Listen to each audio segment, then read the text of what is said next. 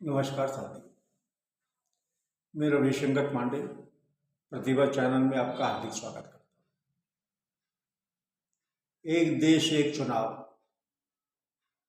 होना चाहिए, इसके लिए केंद्र ने एक समिति भी गठित की है और समिति अपना कार्य कर रही है।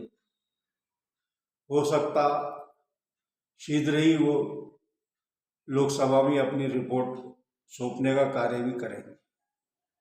बहुत अच्छी पहल है, होना भी चाहिए।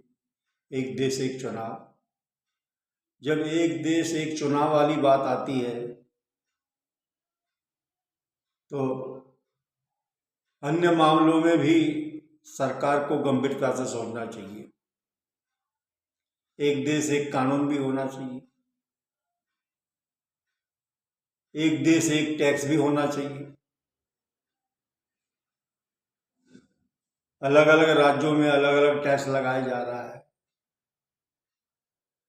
जैसे टोल टैक्स लिया जा रहा है तो फिर रोड टैक्स नहीं होना चाहिए। पेट्रोल के दाम अलग अलग राज्यों में अलग अलग है। केंद्र की जीएसटी, फिर राज्य की जीएसटी, इस प्रकार से आम आदमियों का तो शोषण ही शोषण हो रहा है। जब एक देश एक चुनाव होना जरूरी है तो एक देश एक टैक्स होना चाहिए, एक देश एक कानून होना चाहिए। और सबसे बड़ी बात, शिक्षा भी सबको समान होना चाहिए। सवर्णों से ज़्यादा फीस ली जाती है और एससी एसटी को मुफ्त में पढ़ाया जाता है, स्कॉलरशिप दी जाती है, कई प्रकार की सुविधा दी जाती है। आखिर यह भेदभाव भी तो खत्म होना चाहिए। इस पर भी केंद्र सरकार को कमेटी गठित कर शीघ्र से उचित कार्रवाई करना चाहिए। जबकि